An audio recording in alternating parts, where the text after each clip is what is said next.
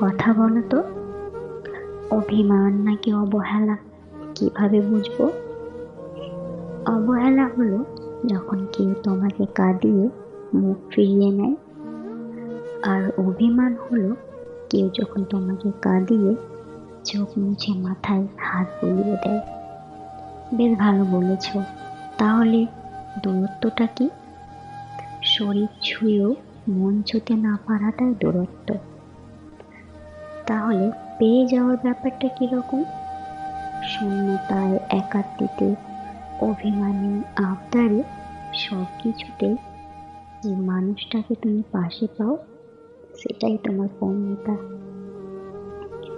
তবে তুমি আমার জীবনে পূর্ণতা হয়ে এসো। আমার নিঃসঙ্গ আকাশে, এক টুকরো স্নিগ্ধ বাতাসে তুমি আমার জীবনে পূর্ণতা হয়ে এসো। আমি অপেক্ষায় রইলাম তোমার।